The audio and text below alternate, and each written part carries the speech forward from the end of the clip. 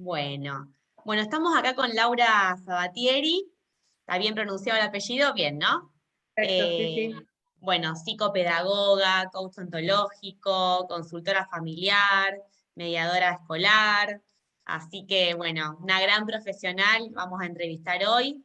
Muchas gracias primero por el tiempo, por el espacio. Y bueno, No, Laura, vamos a gracias por la arrancar. invitación.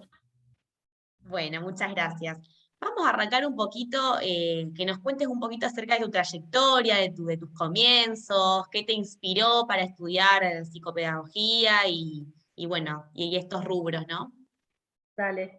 Bueno, te cuento que yo no lo puse ahí, pero soy maestra también. Ah, tenés ahí una parte de la educación muy fuerte. Sí, totalmente. Bueno, yo comencé estudiando psicopedagogía y magisterio simultáneamente, y obviamente magisterio era más corta, así que me recibí de maestra, y la idea mía era, el plan que tenía era trabajar unos años, 5 como mucho, como maestra, para tener la experiencia del psicopedagogo que sepa del aula. Y que tenga la experiencia de estar en la escuela desde adentro, no solo desde un gabinete. Entonces ese fue mi plan. Y bueno, nada, uno de esos tenía 19 años cuando empecé a estudiar, cuando empecé a trabajar de maestra, ya tenía 19 años.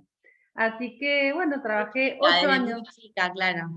Sí, sí, sí, arranqué chica porque también iba adelantada en la escuela, entonces bueno, a los 19 ya estaba dando clases. Y la verdad que me encantó, estuve 8 años dando clases, y me ofrecieron la posibilidad de una persona que tenía un jardín, me pidió que si no le ayudaba a armar el proyecto de escuela primaria para presentarlo en el gobierno para hacer una escuela privada. Así que me puse a trabajar con eso, con ella, y la idea mía era solamente ayudarle a armar el proyecto. Y cuando terminamos el proyecto, nos lo aprobaron.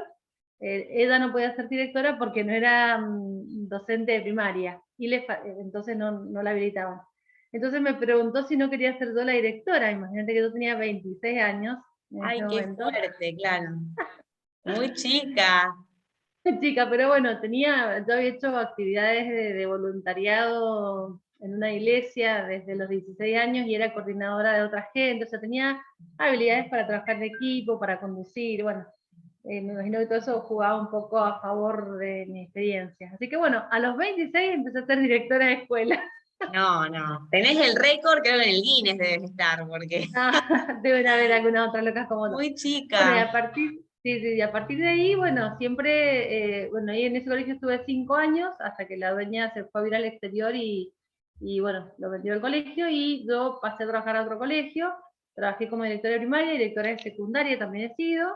Después trabajé simultáneamente, era profesora en la universidad. Yo ya me había recibido de psicopedagoga. A la tarde también trabajaba, tenía consultorio 3 días a la semana. O sea, siempre fui muy como a hacer muchas cosas a la vez.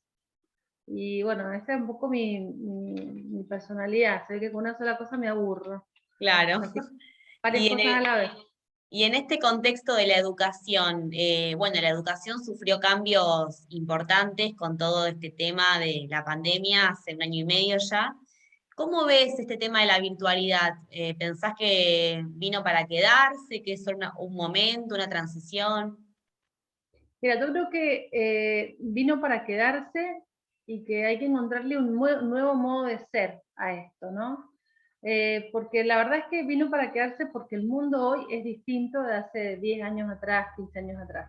Los chicos tienen mucho acceso a cosas que nosotros no teníamos cuando éramos chicos, yo, mucho menos vos, o sea, vos ya sí tenías un poquito más acceso. Pero bueno, la cuestión es que yo siento que hay muchas herramientas y muchas oportunidades haciendo un buen uso de la educación a distancia.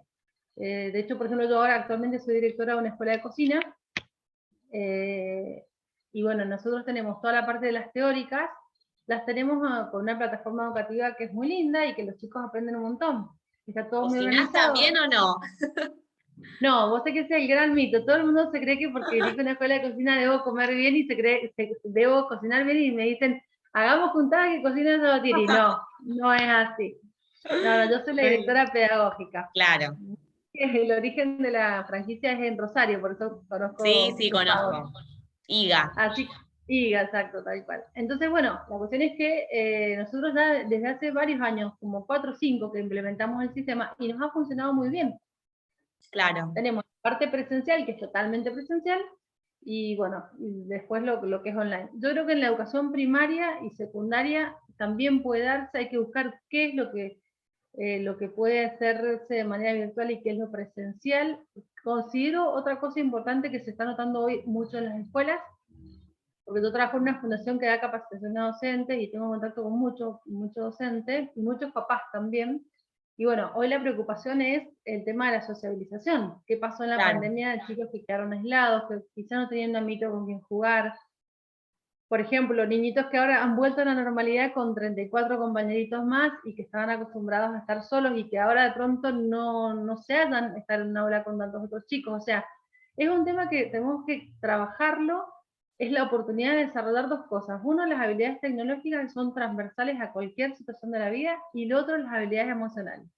Claro, me Son dos parece que va cosas. más por el lado de la psicopedagogía que del lado de la educación estrictamente, digamos, que me parece que los problemas surgen más en eso, digamos, en la sociabilización, en las emociones. Me Y parece que en también, ese... bueno, y surge otro tema que también es importante decirlo y reconocerlo. Con la pandemia se notaron muchas faltas de oportunidades en Claro, muchos chicos. Y eso es total, real y creo que hay que atenderlo, porque hay muchos chicos que realmente salieron del sistema porque no tenían ningún modo de llegar. Por lo menos en Mendoza el gobierno hizo muchas acciones.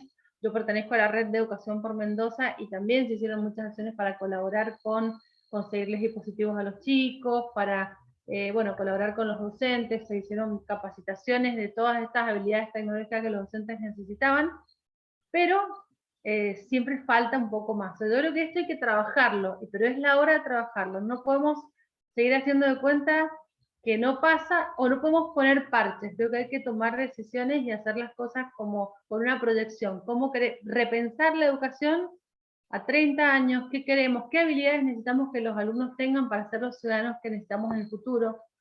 Creo que hay que pensar mucho y ponerse en acción hoy, no hay que esperar. en este contexto te pregunto cómo ves la situación de la educación en nuestro país y sobre todo haciendo hincapié en qué pensás qué deudas tiene nuestro país con la educación nuestra y con la de con la de los chicos. Pregunta interesante. Muy buena pregunta. Y para responder amplia, Sí, muy sabes todo lo que tengo para decirte. Yo creo que necesitamos mejorar la formación docente, primero y principal. Necesitamos que los docentes tengan sueldos que sean dignos, que sean acordes a la importancia del rol que tiene un docente en la vida de una sociedad.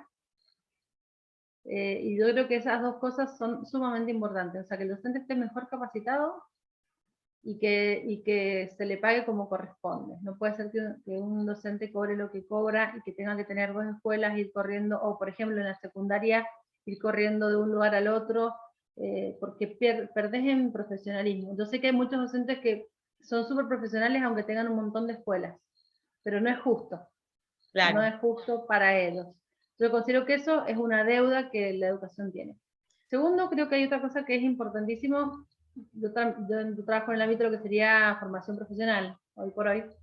Digamos, tengo la suerte de conocer todo el sistema educativo porque he trabajado desde el nivel inicial hasta la universidad, pasando Claro. también por formación profesional como estoy ahora. Creo que tenemos que pensar en la propuesta en primaria y secundaria, reforzar habilidades cognitivas y habilidades emocionales. Los chicos tienen que en la escuela desarrollar todo esto que es transversal para que pueda aprender después cualquier cosa. El contenido hoy se aprende rápido y lo ves si querés lo ves por YouTube, no importa. Pero Claro. sí tenés que ayudarlo que desarrolle habilidades emocionales que para que sea mejor persona y sea más feliz. Por ejemplo, ¿qué tipo de habilidades? Bueno, la empatía, la escucha, cómo resolver conflictos sin llegar a la ira, cómo ¿Y eso reconocer a cuáles. través de qué procesos lo ves que se puede enseñar, digamos? Para mí hay que estar capacitado para que esto sea transversal. Suponete, Claro, resolución de conflictos en el aula. Si hay dos alumnos que se están peleando, primaria, secundaria, no importa, hay herramientas desde la mediación escolar o desde la negociación que los chicos aprenden, pueden aprender. Te digo, pues de hecho hicimos un trabajo con esto y se puede aplicar, el tema es que no es popular, no se hace en todos lados, en donde se los ayudan a los chicos a mediar en estas situaciones o a reconocer, por ejemplo, no llegar a la escalada de la ira, enojarte y romper el vínculo, escuchar cuál es su postura, qué interés hay en común en lo que están viendo. Si vos lo trabajás desde chiquitos, obviamente que la convivencia va a ser mucho mejor, y no solamente en la escuela, en la vida. Va a ser mejor en la Claro, familia, va a ser mejor en la sociedad. Entonces yo creo que, por ejemplo, esto que te digo, mejorar la comunicación, saber decir, cómo decirlo, cuándo decirlo, reconocer qué emociones me está, por ejemplo, ¿por qué me enojé? ¿Para qué me claro, enojé? ¿Qué puedo hacer antes de enojarme? Si yo me doy cuenta que tal cosa me hace enojar mucho, ¿qué hago para antes pensar, parar, pensar y reaccionar de otra manera? Si no, me van a claro. dominar mis emociones. Entonces, bueno, creo que hay muchas cosas que se pueden hacer y que en realidad el docente, teniendo las herramientas, lo puede aplicar en lo cotidiano, se peleando y bueno, hablas de esto. ¿Cómo te parece que se siente él cuando vos le decís tal cosa? Eso Claro, es desarrollar habilidades emocionales, tal que sea cual. empático. ¿Mm? Se habló mucho también de incluir otro tipo de asignaturas en las escuelas, no sé, por ejemplo, cocina o algunas cosas muy elementales por ahí que no se los enseña en ningún lado. Y bueno, eso también, no sé qué opinión te merece esa discusión, si estás al Y tanto. yo creo que hay muchas cosas para revisar del currículum, es cierto. Esto que vos decís de cocina, aspectos nutricionales, por ejemplo, Eso, aspectos nutricionales, sí. que las meriendas pasen a ser saludables, pero que sea como una cultura eso, que sea que todos estemos de acuerdo en que los chicos coman mejor desde chiquitos, porque hay muchos chicos sedentarios, como si también hay muchos que son deportistas, pero hay muchos que son sedentarios que comen mal, y que si desde chiquitos en la escuela uno les puede sembrar esos hábitos, obviamente va a tener una mejor salud. Yo creo que sí, que eso hay que incluirlo. Y bueno, como te decía, lo otro que te decía, con respecto a qué otras cosas incluir, todas las habilidades que sirvan para la vida, por ejemplo, cuando hablamos, todo lo que es trabajo en equipo, pero no es solamente trabajar en grupo, que uno trabaje y los otros no. No, desarrollar las habilidades del trabajo en equipo en la escuela. ¿Por qué? Porque son habilidades que después te pide el mundo del trabajo. Claro. Sí, Entonces, bueno, mirar. la sensación que se tiene, por lo menos en mi caso, que bueno, yo obviamente primaria, secundaria, universidad, ninguna de las tres instancias te prepara para la vida laboral. Uno después sale con un título y la vida laboral es tan diferente que Exacto, por ahí te incita a pensar que hay que tener una renovación fundamental en el plan de estudios también de las carreras universitarias, incluir más exactamente, práctica, ampliar un poco el exacto, abanico, porque si no por ahí te quedas exacto. mucho en la teoría. Yo soy comunicadora y es una carrera tan amplia que sinceramente cuando entré al mundo laboral fue una carnicería porque yo tenía mi título y venía trabajando y todo, pero me pasó esto de encontrarme con algo muy diferente a la universidad. Exacto. Bueno, por ejemplo, eso es lo que te quería recién decir en cuanto a la formación profesional, por ejemplo. Yo digo, en el mundo laboral de hoy, hay que ampliar, hay que ver qué puestos, qué cosas necesita el mundo del trabajo. Suponete, ¿para qué saco 8 millones de contadores o de abogados o de médicos si después no tienen trabajo y terminan Tal trabajando de otra cual. cosa? Entonces, revisar los planes de estudios y hacer que, digamos, cuáles van a ser los nuevos puestos de trabajo que van a haber para el futuro. Y preparar en eso, por ejemplo, todo lo que es la robótica, todo lo que es informática, todas las cosas relacionadas con el mundo digital, hoy son una necesidad que a unos años más, quizás las personas que estudian ya no, ni van a existir las carreras que están estudiando dentro de 10 años. Total. Entonces, ¿qué hay que hacer? Hay que someter rápidamente los planes de estudio a cosas que respondan a la realidad. Y en esto que te digo, las carreras tradicionales, no estoy en contra de las carreras tradicionales, porque hay gente que tiene vocación y aptitudes para eso me encanta. Pero lo que digo es que hay que abrir las posibilidades. Hay un mundo de cosas que se pueden estudiar y que uno puede tener un muy buen desarrollo profesional y personal. Suponete, ¿quién no necesita un carpintero, un Sí, el herrero, tema de los un oficios. soldador, Oficios que se están ¿quién no perdiendo porque necesita? nadie estudia eso. Es tremendo. Sí, sí. Entonces, ¿qué hay que hacer? Hay que fortalecer la formación profesional. ¿Por qué? Porque yo te digo, después de la pandemia, suponete, si muchísima gente que se quedó sin trabajo, muchísima. Eh, si vos los capacitas en cosas que tengan salida laboral rápida, tenés una salida laboral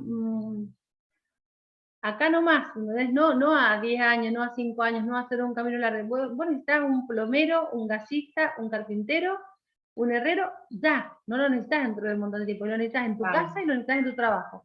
¿Ya qué voy yo? A que hagamos más, revaloricemos el rol de esos oficios para que los chicos puedan estudiar otras cosas y se puedan ganar la vida de manera independiente quizás, o también trabajando en relación de dependencia, pero con otras habilidades, o sea, abrirle el panorama para que los chicos sepan que hay otras carreras que también pueden estudiar, que son oficios, ¿sí? Tal cual. O sea, digo carreras y está mal usado el término, son oficios, pero van a tener una formación profesional y nosotros tenemos, yo creo que como país y como provincias, tenemos que ver bien cuál es la matriz productiva de nuestra provincia, a qué se dedica, y en base a eso repensar cuáles son los puestos de trabajo que necesitamos y generar la educación para eso.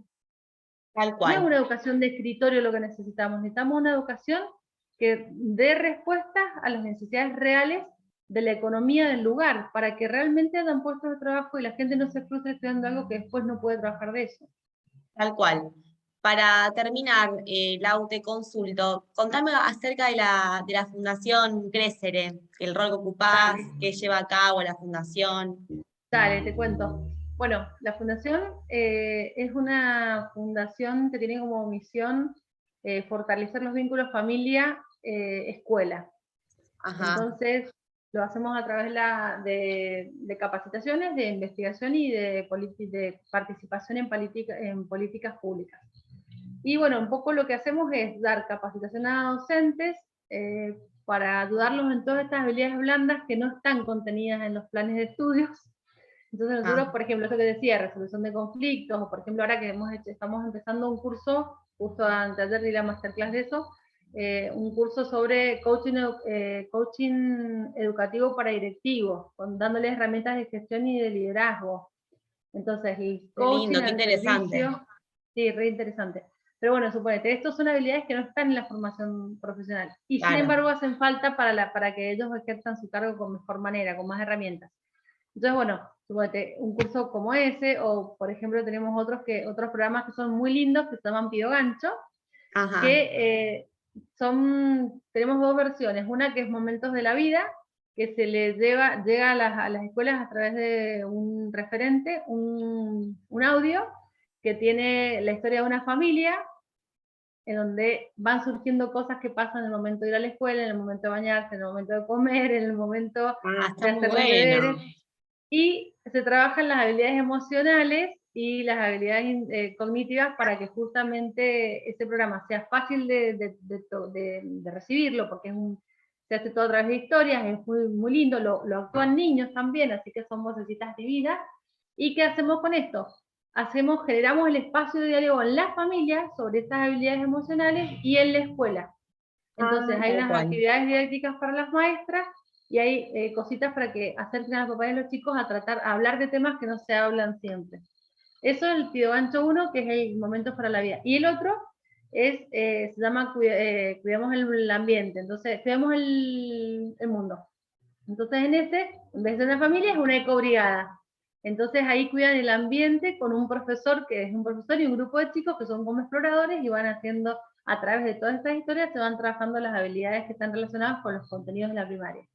Bueno, esos son programitas para trabajar con los chicos, los padres y las docentes. Y Qué después, bueno, lindo, qué interesante, Lau. tenemos Muy escuelas para bueno. padres que las dictamos por Zoom todos los meses, que nos pueden contratar escuelas, o bien los publicamos en Instagram y lo vendemos a distintos lugares del país, ¿viste? O sea, lo publicamos y viene gente de Rosario, de La Plata, de Corrientes, ayer había gente de La Rioja. Y bueno, son temas que sirven tanto a los docentes como a los papás para la educación familiar. La verdad que es una tarea re linda y bueno, me encanta hacerla, lo hago desde el 2003 más o menos, así que Qué bueno, lindo, feliz de estar. bueno, buenísimo. Te felicito por estas iniciativas, No, la verdad gracias. que súper interesantes y muy linda la charla. Así que muchísimas gracias por dar esta nota.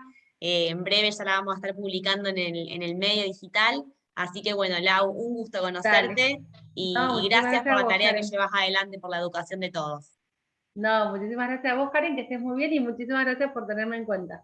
Bueno, muchísimas gracias. Que andes bien. Que Suerte. estés muy bien. Chao, chao. Hasta luego.